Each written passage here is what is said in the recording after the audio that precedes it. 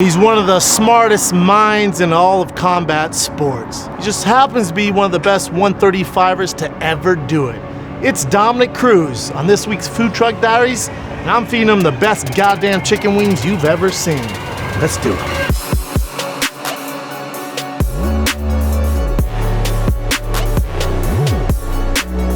What you in the mood for? I think I'm gonna do the shrimp and fries.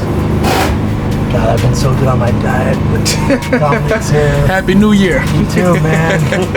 There's always gonna be somebody here at your food truck show. Yeah, you're right, man, but you know, it's only twice a month. The catfish? Yeah, you want two-piece catfish as well? Yeah, might as well, man. Okay, all right. If you're gonna do it big. If you're gonna do it, you know, you gotta go for it. How you doing, brother? Good. Thanks good. for coming on, man. Good to see you, You're a man. busy man. Everything good? Yeah, great. What, man, I mean, I've wanted you on here for a while. I think last time we spoke, I mentioned this on my podcast earlier, last time we spoke, I'll say someone in Hollywood, as general as this, reached out to me and go, hey, for the new, I can't say what movie, for this new movie, huge superhero movie, everybody knows it, it's gonna come out later. They go, hey, we want real fight scenes, and we'd love for you to come on set and help the guys out. I went, oh no, Bubba, that ain't, I'm not the guy, I got the guy. I went, it's striking and like footwork, and I went, yeah. I got the guy, I connect you to this agent, and you know, I'm not the only one saying this, but I do think you're the most articulate, best kind of combat mind we have going for us. Thank you, man. You know, and I think it shows. I don't think anyone's like, what? Yeah, I think it shows. I appreciate it. Yeah. What's cool about that is it shows why you have so much stuff going on for you, because you're willing to not take it and say, yeah, I know everything. You're like, hold on, you know different people in different avenues, just like I know you in different avenues. Yeah. And like, I think that's why you're so successful yourself. I appreciate it, man. You share it and you put it out to others. Yeah, I know my so thank you. limitations. Yeah, I don't want to go like, hey, dude, do this. No, they need a guy like you, You can man. do it, but that's nice of you to put it forward. Oh, no, you know? you're at a different level, brother. And I think it comes off on the broadcasting. You just kind of, you know, when the UFC approached you and went, hey, we'd like you to do some kind of analyst work, were you all in? Because it's kind of weird, right? Because you're in a weird, before you answer, you're in a weird kind of spot because you can compete at the highest level and beat those guys, even the champion, and you're one of the greatest 135ers of all time, and you're still active, you've had injuries, so you're kind of, it's like you're this phenomenal analyst, but you can still fight, so you kind of, was it like a bit of an ego thing where like, hey, why don't you try the analyst gig? You're like, well, hold on, I'm still this, you know, one of the best bantamweights on the planet, man. What do you mean come in and put a headset on, sit next to Joe Rogan? I separate the two, you know, but I also put them together. It's still the sport. So you got to think, I've been injured, like you said, so long that I could sit there and sulk about what I don't have, or I could create new opportunities from the setback itself and turn it into a setback opportunity, right? Yeah. So in the injury, you know, you have time to really reflect when you're laid on your back and you're trapped in your own body, essentially. That's how it feels for when you're hurt that much. So I transitioned my mindset from focusing on building my body to building my mind, and in that process I found the mindset of, all right, who could I serve right now in this time when I feel like I have nothing? Yeah.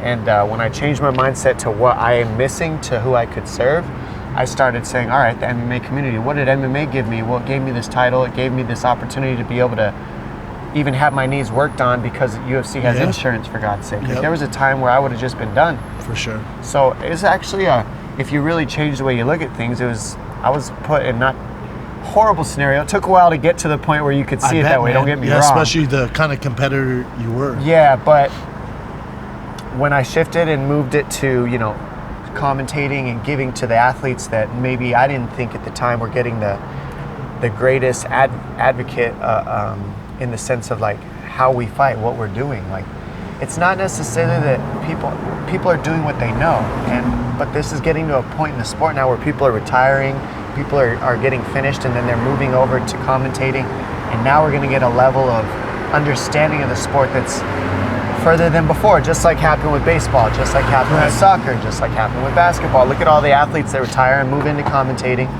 The level goes up. Tony Romo is a great example. Troy Aikman, Tony Romo, they're amazing. The list goes on. So, and you're the Tony Romo of MMA. That's the best, because Tony Romo, and people get pissed, but he'll see a motion in the defense and go, oh, they're running a sweep to the right, and the people are like, dude, you give away the stuff. But you're the same because you've been in there, and you view the fight game through a different lens that the other commentators who are some of the best to do it, and they're so good at it, but until you've made that walk, when sometimes in every league, whether it's NFL, UFC, PFL, Bellator, MLB, if they've never kind of been in there and had the gloves on and made that walk and been in those situations, it's hard to give the correct kind of, I don't want to say, because they don't have the experience, but they've watched a lot of tape. Unless you've made that exact move, it just doesn't, you can tell it's not natural. Well, I got one example specifically that I can look at. Like Joe Rogan and me were talking, and we agree on a lot, but I never want to we never make each other wrong because we're a team, you know what I mean? It's like, you guys are great together. We're kind of just working off one another. But I'll never forget this, because there was a moment in the fight where Khabib and Conor were fighting, and Khabib was smashing Conor, down on the floor, and he was just unloading. And I think it was still the first round, right? He got finished in the first, didn't he, if I remember right? Was it the first or the second? I can't remember what round Conor got finished in that fight. It was first or second. But in that fight, as he's getting smashed, I remember saying, like, man, it looks like he's trying to hope. He's covering up and hoping, because he's not doing too much, that Khabib gets tired punching himself out trying to finish him, and maybe he can defend enough until he can get back up, right? And Joe said, I don't know, I think he just can't do anything. I think he's just getting smashed in general. And it's not that he's wrong. No. He's not. That's his perception of it. Yeah. But that's what's so cool about it, is he's got his and I've got mine. But some people would agree with him, some people would agree with me. But as a fighter, I've been in that position. You're losing. Like, I'm losing at that point if I'm Conor. And I have pretty much no chance of getting up, I've figured out, because this dude is on me like glue. So if he's punching me, I mean, I guess I'm at the point where my last hope is that he might get tired. Yeah, and then give me the opportunity to get up. Yeah, what else are you going to do? Second. Yeah. Like, it's not working. Everything else you tried isn't working. Yep. So, and then I got to talk to Conor recently at the PI. I got a second with him. And he was explaining, like, yes, that's actually, it was a thought going through my mind. The things that you talked about, you called that very well. And it's just interesting when you talk to the fighter and when you come from a fighter's perspective. Like, I've been smashed against in the corner of the octagon getting ready for fights, because we go to the dark places getting ready for fights, and that doesn't mean always winning in camp. No, yeah. And when I'm getting smashed, there's times where I'm like, man, I just got to survive. Weather the storm. Yeah, I got to weather, starts crashing, I can get up. And then eventually the guy kind of goes, stops for a second, takes a deep breath, and you go, yes. Yep. And you're up, and now you're on your feet. And it's like, that makes a big difference. Experience sometimes. Is priceless, man. And I think that's what's going to happen when the sport, when athletes like yourself start moving into breaking things down and giving back to the sport that they gave to us. I think it's just really going to elevate it. Did you know you were going to be a good analyst like this? Because I think the first time I saw it is we did like a UFC Now together. We did some other stuff, maybe UFC Tonight. And then I remember, I forget who Chael was getting ready for, but the three of us wanted to go train. I think it was at Glazer's gym. And Chael goes, hey, you want to come with us? Dom's going to take me through a workout. I'm like, all right, I just figured we'd all work out together. Yeah. And then you were breaking it down for Chael. It was like I forget what you were there. Yeah, and I was like, Jesus Christ, that was a while ago. He was getting ready. That's right. That's Hey, it wouldn't matter. It doesn't matter who was getting fucking coaching. What are we doing? No good. No good. It doesn't matter. Yeah, but also don't train. Doesn't matter, dude. You wasted Dom's time. But no, I'm just kidding. It was horrible. I did not say that. No, I did. Chael, you know I'm joking. But the thing is, I just remember. Yeah, I knew you were a smart guy, and I've seen you train at Alliance, stuff like that. And then when you were coaching Chael, I was like, oh, shit, man. Yeah, shit holy makes shit. Sense. Yeah, I'm like, this guy's a monster. And Chael looks at me and goes, the best. He's the best. Chael's awesome. And then man. I think he's the best promoter. He's the best. The best. He won't say a bad thing about anybody. He doesn't. The nicest guy. Until he can make some money. Until there's a fight lined up, then he'll go. But if you know, like, I don't believe any of his antics before a fight. If you know Chael, he's the best. But I remember Chael being like, no, dude, once he can articulate that on the mic, the game's over, man. And that's kind of what you've done, yeah? Well, it's been a blessing to have it, but you never think that that's going to happen when you're hurt. Like, honestly, why would I put my mind into that if I would have never got hurt either? Yeah. So it goes both ways. I would have just kept fighting and making prizes, winning prizes, focus on training and winning, and that was it. But the injuries kind of opened that door, so I was able to move to a place where I could get back to the sport. And then now, as I've done that and healed, doing TV, letting my body rest, now I can come back to the sport again, and it's back and forth, right? How dark of a place were you in when you were getting? Because as an athlete, you know, especially with the knee injuries, and especially be at the level you're at, and then you get injured, I'm assuming dark. There's been dark places, you know, but I've had I went through my first knee surgery. I was resisting this, like, I'll be back. Second one, I'll be back. Or I got about halfway through and I realized, like, this isn't working what I'm doing. Like, resisting the fact that I'm hurt wasn't working. So once I just, like, sat down and said, hold on, what if you're actually done? I, like, took my brain out of holding on to the fact that I'm doing it again. Like, that was an option, that it's over. Yeah, it was, right? But for a long time it wasn't. And the first knee surgery, it wasn't. So I feel like I was just, like, fighting the situation still. And then the second one, I was like, hold on, I might have to look at this for a second. Yeah. Like, I keep getting these situations, but it's like, yeah, but you're so young. Even if, let's say this takes 2 years, you still have time. So just do something else and surrender to it. Yeah. This is maybe your inclination that there's something more for you besides this, and it was. And now you have something, I think, whether the fighters say this or not, that every fighter wants is kind of when they're done or while they're fighting, you have this kind of, it's a fucking good plan B, man. Well, it's a really good plan. I didn't have a plan, though, is the thing. So this is the difference is this is why I say it's so weird how you can turn things around in your head, because when I was hurt and I kept blowing my knees out, I even remember Dana going, you have the worst luck of anybody I've ever seen in my entire life. He called me and said that to me, and I said, what is that doing for me? Yeah, what are you doing? Yeah. Not that I'm hating, but this is what he said, and I was like listening to him, and I'm like, hold on, like, I hear you, but how does this serve me? Yeah. I mean, I don't have billions of dollars where I can think that way and just pay for a way to fix it. Yep. Like, I gotta figure this out in my mind. So I'm like, how does that serve me? And it didn't. And I was like, okay, well, think about it. I can either have the worst luck or I can turn this into something better. And I was able to, by just focusing on, not missing stuff, going into something I enjoyed and giving back. I also think that's the fighter mentality, where it's like, all right, this isn't working, we're gonna find success over here. This isn't working, let's find success over here. But I was up against the wall, like in a corner. Oh yeah. My you were mounted. Sponsors. You're mounted. Yeah, you're sponsors waiting. were leaving. Yeah, man. I'm gonna have to take your belt, Dom. Yeah. Dana's telling me we can't. And I got it. I gotta understand that. It makes sense. It's a business move. So you're just like, what do I do? And then sink or swim, right? Yeah, man. So it worked out, but and here I am still getting to do it. I got the fortunate aspect of being able to feel retirement before I even had to retire.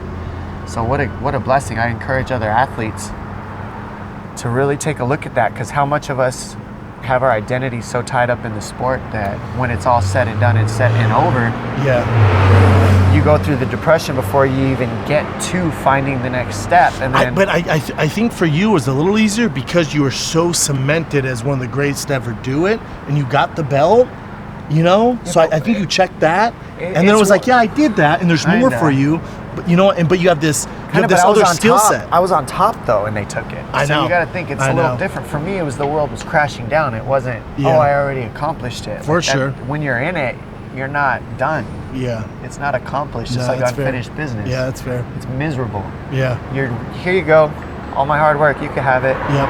And now I got to commentate while they go do what I want to be doing. With you, when you're commentating like the big fights, like, which we'll get into later, like a Conor McGregor fight, or like a big Henry Cejudo fight. When you're watching that, I'm sure Henry Cejudo fight, like TJ Dillashaw, Henry Cejudo, that was kind of his biggest fight, right? Big in him in the world. Yeah, come on. Yeah, that's fair. But like when you're sitting cage side, and especially someone you could possibly fight or somebody you want to fight, how tough is it for you to kind of check your ego and still do you're a professional, but there has to be a little bit of like, I would beat this guy, man. Well, see, the second you go into that, you're making it about who. Yeah, you. So that's why. Dude, you're mature as fuck. You've really grown up. It's just not the job. I know. Well, is there a possibility maybe I was just being judged before you talked to me? Yeah. It wasn't actually even real that I've always been this. Yeah. People just don't know until I talk. Yeah. You know, and it's Elaborate on that. What do you mean? Well, people are all misunderstood. You're probably misunderstood. Oh, for sure. McGregor's misunderstood. Yeah. I feel misunderstood at times. How do you feel misunderstood? Well, you just said it. You just said you're mature. You're really mature. Well, maybe I've always been this. You just That's haven't true. had a time That's to true. sit We down haven't had and a conversation. communicate. Yeah. When have we ever done this? Yeah, you're right. Ever. Really just sat here, looked at each other in the face and talked. There's always been this going on. That. It's always flying. Mike. Hey, I got my Porsche. You want to check? Yeah. Look, it's cooler than yours, Dom. Yeah. Stuff like that. It's like now you're here. Yeah. And so I've always been this. Damn, man. Yeah. So I guess for me, I got some growing up to do. I guess for me it'd be tough again, but I was never at your level. I was never the one of the best to ever do it, and some say the best 135 of all time, and the guys that you've beat. So to me, I feel like when you're watching guys compete, and especially the level you're at, and it was at the time was cut short because of these injuries. There's nothing in you that goes. Maybe after, not during the broadcast. Maybe you go back to your hotel. And you're like, I could beat him. Oh, I see. Okay, so listen. You know what I'm saying? This is what you got to understand. Like, I'm not saying you bring it Never is it in. not going to be there. Yeah. The feeling, the competitive edge of what we are. You compete too. And Oh, yeah. in comedy, that's Everything. what makes you good at this Yeah. compared to other people out of nowhere, right? Yeah. Is the fact that you came from a mentality of fighting, moved it into comedy, and grinded. Yeah. That not a lot of guys in comedy or people in comedy probably have that, except the best have Yeah. that work ethic, is what Correct. I'm hearing. Yeah. So that transcended for you. That's what I did in this. That makes I sense. just moved it right over and shifted it right over. I've always been this, but the key to being good at being an analyst, from my perception, is not making it about yourself first and foremost only. That's it. Yeah. Because everything you want to compare, and that's where things start to go sour for you. It's not about you. It's about that athlete, and that's what I always wanted when I was fighting. I wanted people to look at my fight and break me down, because they asked me questions and they wanted to understand my movements, and they wanted to know why I pivot in this way compared to why I pivot out this way, why I move my head the way I move, why my hands are down, why they're not up. These questions weren't really asked until I was in the UFC and multiple time champion. So, I mean, over 20 of my fights, It took a while I've been for the game to misunderstood. catch up with you, though. It took a while. Well, that's one way of looking at it, and that's what my situation was. Is what if somebody knew what I was doing that whole time and explained it, then there wouldn't have been a catch-up. It would have just been what it was. It is what it is, yeah. Right? So because I can break things down, now these guys nobody's catching up. I know what's happening. I can break it down and see it. So it's not like the game's trying to catch up to the athlete. It's everybody knows. I know what's going on. I know what these people are doing. They might be doing things I can't do, but at least I can see what they're doing now because I've been in there. I heard Chael said he's seen you even at times where you'll explain something and executives, producer, like, dude, you gotta break it down even simpler for us. Yeah. Like you're here. We need you to kind of get to here. Maybe. I mean, I think Chael looks at it that way sometimes because he's such a promoter. He wants to build the fight, and I get that. Yeah. But I'm looking at it from like a X's and O's place. Yes. Is all it is, and I don't know. But if the producers tell me to dumb it down, that's good. That's me needing. It means you're doing your job. Yeah, it's me needing to figure it out for who? For others. Yeah. This whole thing is about really being outward focused on other people, outward focused on the sport. How much did the sport give to us? Look at the platform you have right now, which started with what? Fighting. 100%. I'm Ultimate Fighter. I'm The thankful Ultimate Fighter, for the yeah. sport. Yeah, me too. So I'm giving back to it, and it's not about what I get from it because I am part of we. You know what I mean? Yeah. But if it's just about you, then we is not part of me. Yeah. Goddamn, dude. You know? Did you? But were you always like this, or did it take kind of for you to be this grateful? Because I remember for me, and maybe with your injuries or when they stripped the belt or something like that. Injuries. Losing everything. Yeah, that'll do it. Losing everything. And then you're searching for Well, answers. what you realize is when I hit my low and I'm in the dark and you're depressed and you have nothing and you can't train and you're fat and you can't go train to feel better because you're broken, your confidence is gone because it's intertwined with your reality that you're just a fighter and a champion, and now you're not that either. Did you have family around or girlfriend My or family's wife? all or in anything? Tucson. I left everybody to come to California to train and fight, and my girlfriend and me had separated at that time because I had focused on fighting and Married to the game. it was just where I was. Yeah, that's what it okay. takes. That's about 2012, I want to say. And during that time, when you hit the dark, you have a choice. You can like stay where you're at in the dark or find a way to make it work. And when you start focusing on something bigger than you realize we have a lot more that we have to give than we ever have lost. And when you can like actually focus on that, it takes you out of the dark. You gotta.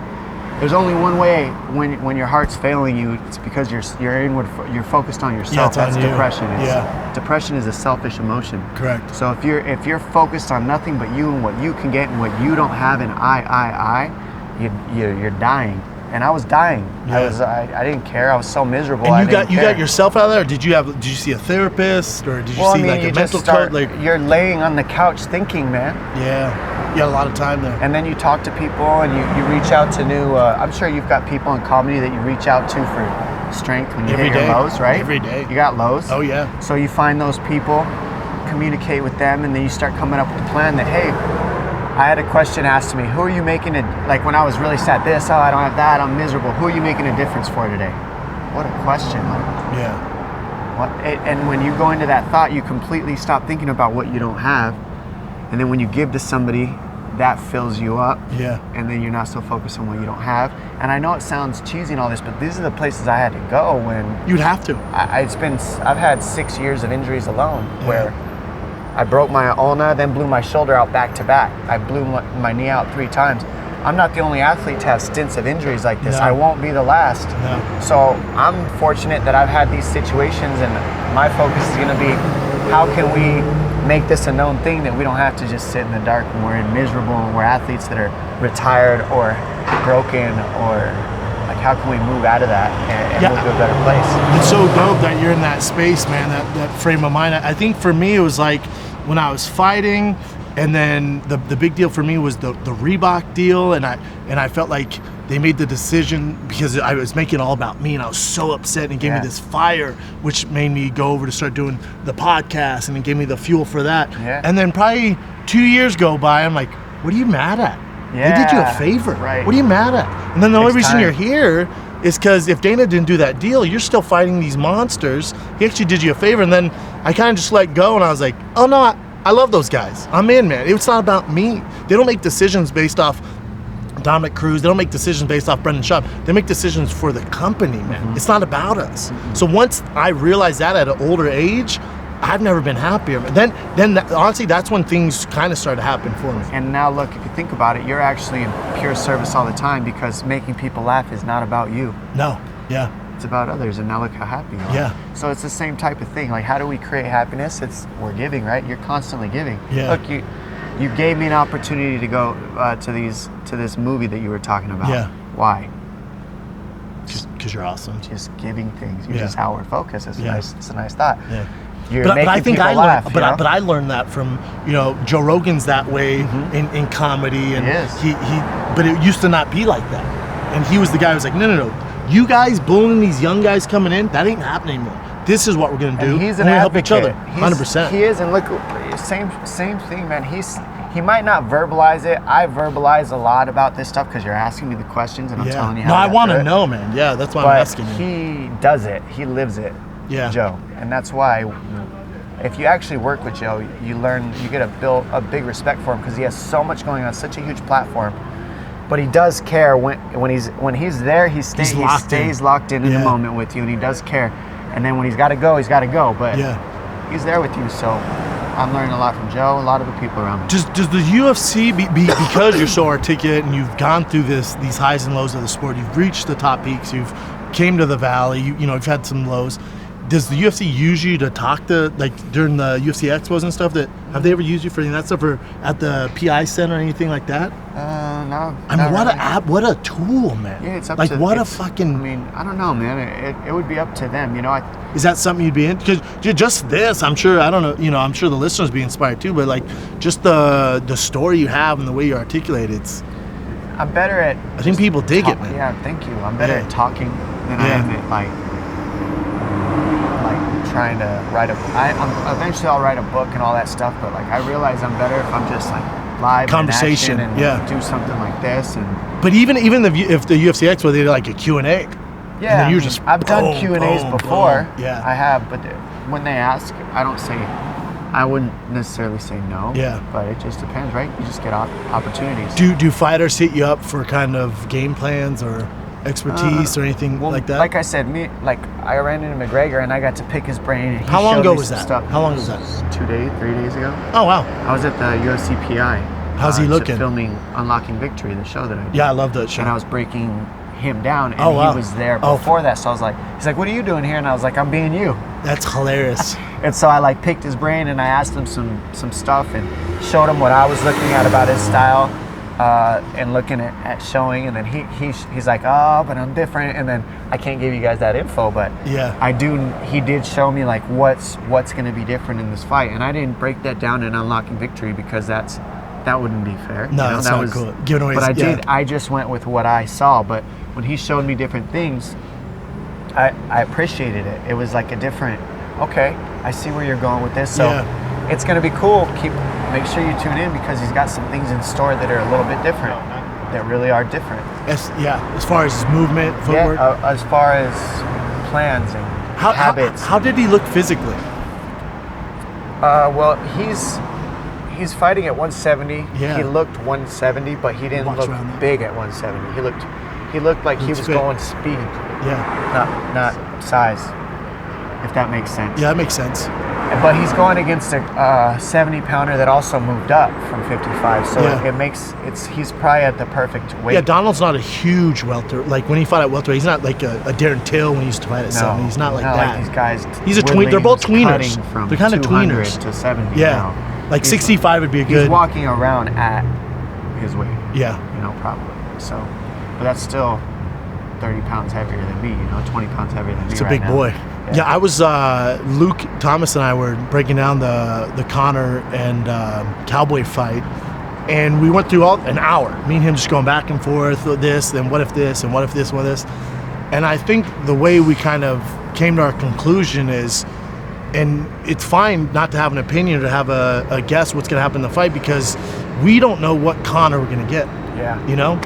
Nobody does. No one does. Is he all in? Is he not? I mean, like I said, that's why it was cool to get to talk to him. Look like this. Like, look at this is exactly what I was talking about. What did you just say? He goes, you can always build a story and preconceived notions about people until you actually look them in the eyes and have a conversation like this. Yeah. And you might have never known that this is me. This is who I've always been, unless we had this. Yeah. Well, I would have never known how locked in he is unless I looked him in the eyes and saw where he's at. Which goes a long ways. Yeah, and nobody else got that. Yeah. So it's like it's hard to say, but I know that he's always game. Always Even game. if he's losing, you're gonna get a fight out of Conor, and Cerrone's no different. So this is a win-win. Cerrone I've been training with and fighting in the same, warming up in the same rooms as him WC days, since yeah, 2007. man. Yeah. So I know both of these guys pretty well. I'm excited to break. I'm like we'd say, it's pretty honorable to get to break anything down about them. Are you working the fight? Or? I did Unlocking Victory for them, but DC, I believe.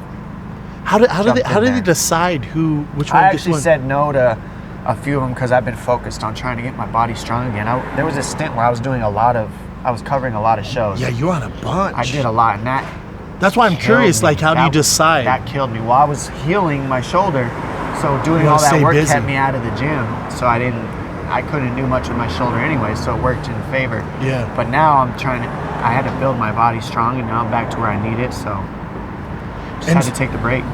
And so you took the break. So what would be if in a perfect world, what's your plan? The next show I will cover will be John Jones versus Dominick Cruz because I got to make some money. Yeah. So I haven't fought in a while. I'm not making the prize monies, the prize monies that I was making before. Yeah. Being able to compete. So I just got to take the shows that I can while mixing in my training. That's what people don't know is so difficult. Is I still got to make money even though I haven't been fighting, and then I still got to train even though I'm trying to make money. And so I'm legitimately working a job while I'm training, and you got to do it. This is the sport we're in. Like I made one, we don't make one big fight and one payday very often that you can retire off of. No, not everybody's Mayweather or Conor, or Ronda. Yeah, correct. Or certain Brock Lesnar. Correct. There's a stable of people that have that. I wasn't one of them. I made a good living, but not a great one. So. Don't you think you would have made a great one if you would have, let's say you were going on this tear a year ago, you were the dom. You know what I'm saying? Like time you were kind of But then you gotta Liddell could do that. Couture could do that. I know. Tito could do that. I know. I'm just saying. And who knows? Oh, if I would have, it's like Uncle Rico right there. Yeah, you're right. Yeah, I'm just saying, man. How much you want to bet I Yeah, throw but this yeah. football up over the mountains? Yeah, that's fair. That's fair. So for you, a comeback would be when? Within the next 6 months. I actually got Soon, brother. Yeah, I'm healthy. This year I will fight, as long as everything stays in line like it has. And I learned that a lot of what was, stopping me has just been keeping focused on the now and not worrying about things you can't control. Like you've been saying, it's always that for everybody. Always. That's always what it is. So just training and keeping my body strong, and that's it. And as far as opponent-wise, do you even worry about that? Corey Sandhagen called you out the Sandman. I mean, come on. It's so funny when people say this because it's always the Henry next last person to call me out is the person to call me out. Is the most right? recent. Yeah, well, everyone's fight Dominick Cruz. Let me tell you who I've been called out by. Oh, we go through the entire top 10. Henry Cejudo. All of them. I mean, but you know why? Yeah, I mean, I don't blame them. Just like you're going to call out Henry, just like I'm going to say, okay, so if all you guys are going to call me out, who am I going to call out of you? Henry. Because he's the champ. Yeah, and he called me out. Like, how are you going to be the champ and tell me you want to fight me and then tell me never mind? Yeah, that's strange. That's strange. I mean, he's strange, so it's not that surprising. Yeah. However, it's just like, let's do this. I'm right here. I'm finally healthy. We both are coming off shoulder surgery. Yeah. We're both from Arizona. We were on the same national wrestling team. Oh, I didn't know that. Yeah, I know his style. I know everything about him. I know his background. I know how he grew up. And you guys would obviously wrestle each other in the room, or no? Nah, he was very taken care of. They kept him separate. He was the golden child. He was the golden boy. And it's ironic how we've ended up in the same place, even with that being said. Yeah. And it's nothing, it's just beautiful. I love it. I wouldn't have wanted it any other way. Yeah. Because when you look at it, I've had to deal with a lot of different things besides just competing. I've had to learn so many other things in life because, I didn't get the scholarship to go to college. So I had to get 3 jobs to pay my own way through college. Then I had to decide I don't want to go to college and transition to fighting and fight from 18 years old until now. And Jesus. I didn't have like anybody taking care of me. I just had to learn each step of the way, make my mistakes,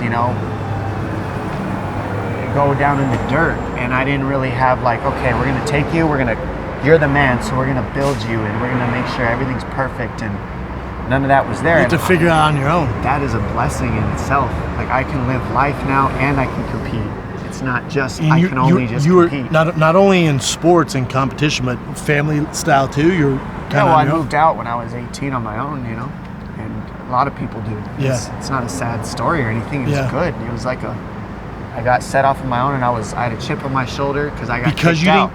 Out of the house. Yeah, I was just being a prick. Yeah. Yeah, I deserved it. You're 18. Yeah, it was that time.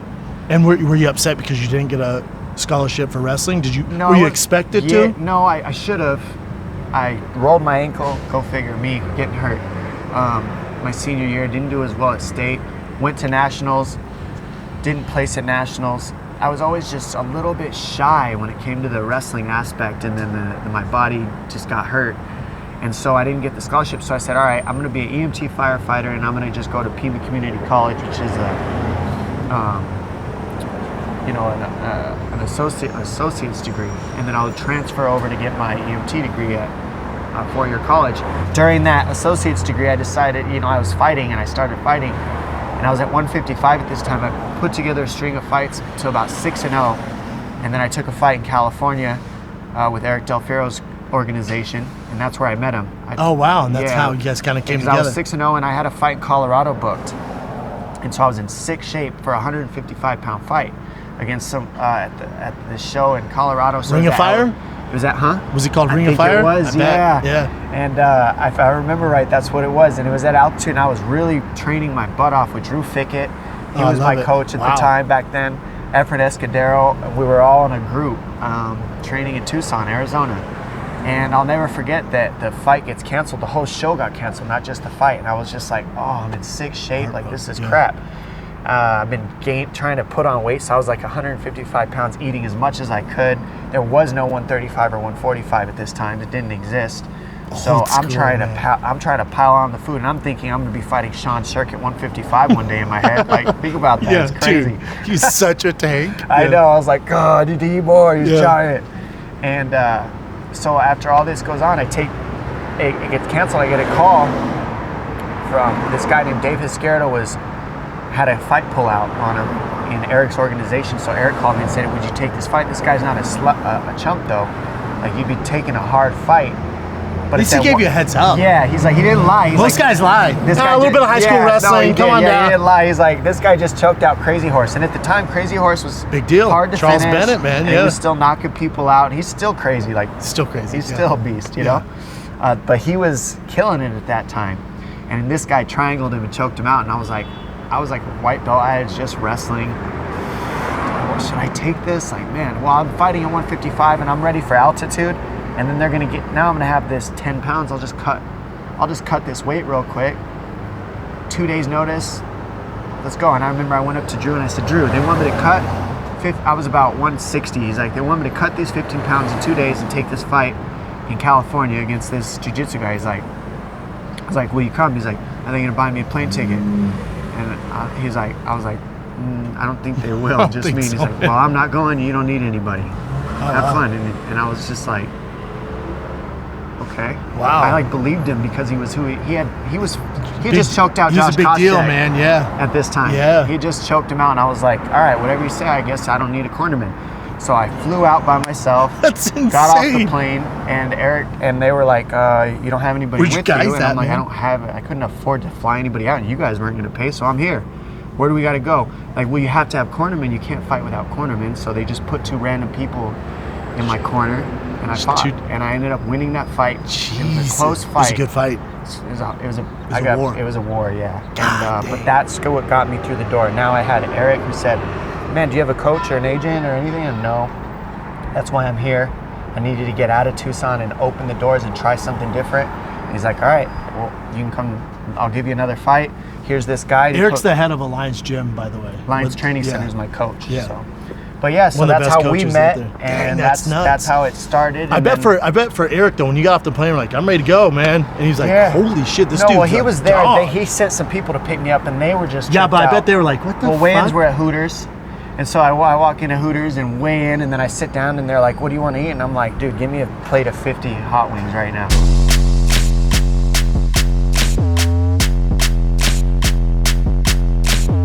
You know, I guess I'm speaking for personal experience, but once you're not in fight camp, and I guess because you always have to cut weight, so you monitor your weight, but you know you can get back down through training, stuff like that. But now with the injury stuff like that, I'm sure you've had to pay attention even more to your diet, yeah? Yeah, But you do research, you start learning what makes your body feel better more than anything. So yeah. I just started learning, like, it's not necessarily like I can't eat these things. It's that I'll eat this, and then when I gotta go train, I just don't feel good training. Yeah. I could do it. It's Yeah. just you're kind of shitty. You're miserable. It'd You're be just like, optimal, you're yeah. all slow. Sluggish. Your stomach hurts. Yeah. You get tired. Like, you get a little bit tired in the beginning. It takes longer to get warmed up. Yeah. So if I eat a bunch of vegetables and some fish, Feel way better. you just feel better training. And you So, just kept that. yeah, you just do your best to keep that before training. Sweet potatoes, things like that you know work for your body. Yeah. I could eat this all day and not gain any weight. Yeah, That's your not really metabolism I and just weight work build. so much, Yeah. train so much, Yeah. but it doesn't feel good. Have you always been like a cerebral guy? Have you always been like this kind of a, you know? I don't know. I Wouldn't you think- I consider think yourself so. an intellect? Like you're smart, and that's how I knew you off the bat. Obviously, I knew, you know, just you as a fighter and being this dominating fighter and this 135 badass. And I remember when you beat Demetrius, like. I know all that stuff. I know the WC days. I know the UFC days. But then when I met you in person, I'm like, God, that's a smart fucking dude, man. Well, I remember walking away and being like, God, that guy's fucking smart. Interesting. I wonder what we were talking about. I think just life. You know what I'm saying? I think we're talking about fighting, and I talk about fighting with you know, a ton of people. But then it's very rare where I walk away and go, God damn. I think it's just, I don't know, man. Like, I feel like everybody has their perception of smart and what they see, right? Like, I think a lot of people would sit with you and say, guy who quit fighting and moved on and has his brand grew bigger than it did when he was fighting.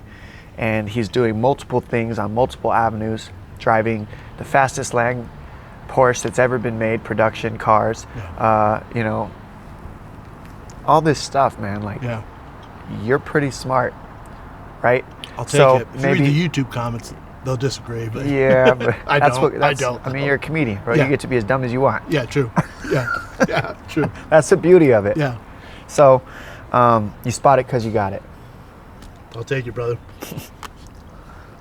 I just find, and I think, but you know this, right? Like, I don't mean to keep bragging about it, but it's like around the water cooler, around smart, like Rogan and Stone and everyone, when they go, I think if you went, hey, we need one guy to break down this fight the best and give us the X's and O's, you're the guy everyone talks about. And Romo's the guy in football. And Yeah. we both did been the there. sport. Yeah. That's what it comes down to, right? Yeah. Yeah, I think so.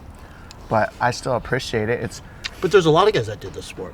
Yeah, You know what there I'm are. saying? Yeah, but okay, so Like, I can't break down fights like you can. okay, so I would say the reason why I got good at understanding probably movements and all that is because I knew I was a small 55er early on, so I was gonna have to really be smart.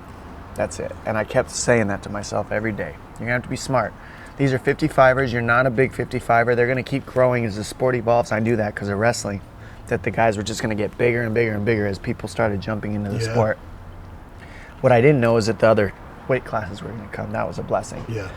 But so I said, I'm gonna have to come up with something different, and I'm gonna have to really think about this and really break down how to make this work for me if I'm gonna make this my sport. And don't you feel like there's a few guys, you know, because fighting relatively, especially mixed martial arts, is new. So there's certain guys that come along and they create kind of a copycat league. In the NFL, there's that with the Tampa 2 defenses and stuff like that.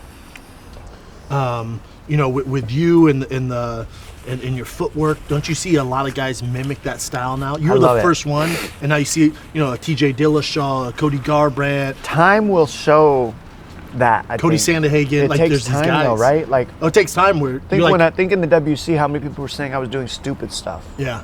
What is he doing? Why is he doing this? It's switching stance. This isn't going to work. Blah blah blah blah blah. Well, now you look at it, and the sport is progressing in a way where all that stuff that was a no-no and off limits is now free and open. There's endless possibilities in sport now. Now everybody knows it's mixed martial arts because nothing's wrong because it's new. It's not, this is the way to do it. There is no way to do it. It's endless. That's why it's an awesome sport. There's no right way. Yeah. You can do it however you want. But you'll see a guy's movement. Like when I saw Cody Garbrandt's movement, I'm like, oh well, we know where he got that from. Well, or you see a TJ Dillashaw, and we go, because you were the first guy to do it. Well, how about this? I watched John Jones knee stomping people, and in the beginning that was a dirty move, and now it's universal. Everyone's and I would use it in a heartbeat, and everybody will. It's the best of the best. You gotta take from them, and there's no question. I was the best of this division for 10 years. I hadn't been beaten. Yeah. And then after being injured, even coming back after being injured, you could say, well, he spent a lot of that time being injured. Yeah, but after being injured, I came back and still won it. So Correct. I hear what people could say, but I mean, it's harder. I wonder, is it easier or harder to come back after all the injuries?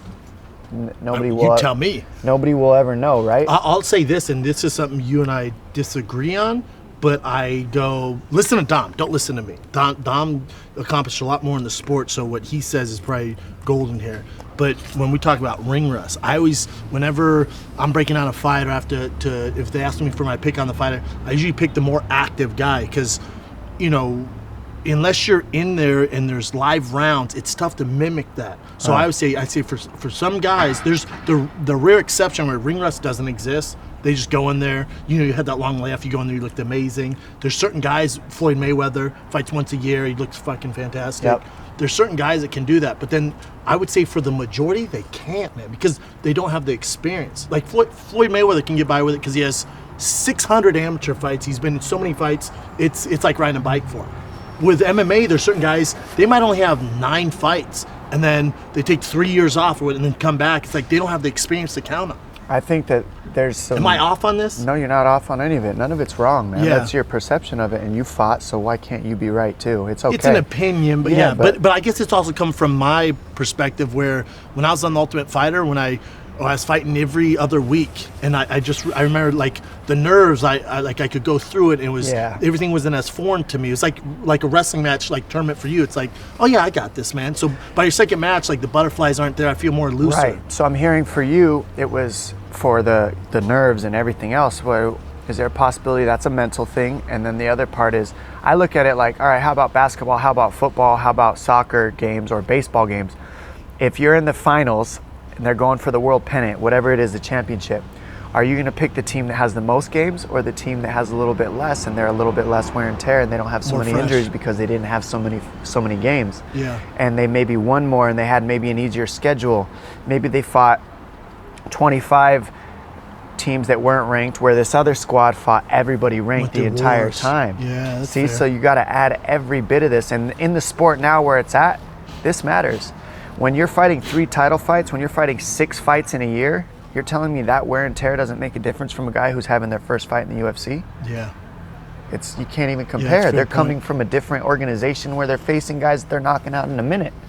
Or I'm a world title holder and I'm facing a guy who's come up and won 6 first-round finishes, and now he's facing me for a 5-round title fight. I just fought 3 5-round title fights in a year, defending my title, and now I'm going to face a guy who's fresh, who's only had 1 round fought, or 5 rounds fought in 5 fights. That's a great point. What's interesting too is that, I mean, that's the Monday's BCS championship game. You got LSU, who just in basically 5-round dog fights, man, through the whole season through the SEC, find a Clemson team who's basically had all first-round knockouts. There's my point. And they're fresh. There's your point. Yeah. And that happens in fighting all the time. And because you want to stay busy and you want to have the ring rust, you want to not have ring rust and all, that's all crap. Yeah. Ring rust is not real. Ring rust is ring rest. Yeah. Not ring rust. Yeah. And now I get to ease my mind, ease my body, ease my spirit. The reason why fighters don't come back is because they're not disciplined. Mayweather is disciplined. Correct. The most disciplined. I am disciplined. Yeah. So I will come back. Yeah. And I mean, I know you gotta get going, so we'll chat But that's my take on, I think people need to start looking at how many fights they're fighting a year compared to other guys. I've honestly never thought about this, Dom. That's well, I've had so many title fights, and they wear on me. When I came back after the couch, fought TJ Dillashaw, fought Uriah Faber, fought Cody in 1 year. That's 3 alpha male members, the best guys in the division in 1 year, after being in the couch for 3 years. That I felt that at the end of that year. I bet. The TJ fight, 1 foot hurt. I snapped it. By the Faber camp, I had tendonitis in both feet and moved to both feet. By the Cody fight, I had to shoot the bottom of my feet with Botox just so they were numb enough to get through the fight. Brother. And I was guaranteed a high payday on that, so there was no way I wasn't showing up to that one. Otherwise, I'll tell you, I might not have taken the fight if I wasn't guaranteed what I was guaranteed. That was my one. That's your one But guarantee. that's not an excuse. That's I knew I could go in and do the best I could in that scenario and get that payday, and so it was worth the risk and reward was there. Is there a certain fight now that is risk you and the reward? Is there a certain fight now where you're like, because I'm sure if the UFC comes, you're like, hey, here's this guy who I don't think they would never do this to you because of your background. But if it was a fight that really didn't get you out of bed in the morning, would you turn that down? Or well, I'm kind of in a Diaz situation, Nate Diaz situation, where I'm like, you got Henry Cejudo calling me out. Why would I want to fight anybody else? He's the title holder. He's got an Olympic title, and he thinks that he's a 25 and 35 pound champion. Like, that's the guy to beat, and he wants to say that he's the GOAT. Yeah. You got to beat me, bro. It's Yeah, plain, simple, period. Agree. No ifs, ands, or buts about it. Yeah. Oh, but he says, but I want to beat Aldo. Aldo just lost to a guy that you beat. That's why you want to face Aldo. Yeah, it doesn't make sense at all. No, that's why you. Yeah. Well, it does for views because he goes, well, Aldo's the best featherweight champ, so maybe that looks good on my resume. Your resume doesn't pay you. Yeah, no. And realistically, fighting me makes you the best in the division if you can beat me. But I think you know the truth. That's why you're going towards an Aldo that lost to Moraes, who you beat. Yeah. That gives some comfort. Where you got me, you could face after a 3-year layoff where I've looked very good before in the past, and I fight a little unconventionally. But the way I see it is we're both coming off shoulder surgery, and so that makes this an even fight to have. And so there's a good chance, I would assume that because with your name, the UFC. And he's calling me out. Yeah. But UFC, they don't usually give gifts like that. I don't know, man. That's not their prerogative. You never know. You never know. We'll see. I'm here, and I said I'll fight the dude. The dude said he wants to fight me. Game on. That's all we can do. That's all I can say. Now we're eating chicken wings. Dude, I've been wanting you on the show for a while now, man. You're one of my favorites. Thank I you, appreciate man. it, brother. Continued success. Dominick Cruz, everybody. Thanks, guys.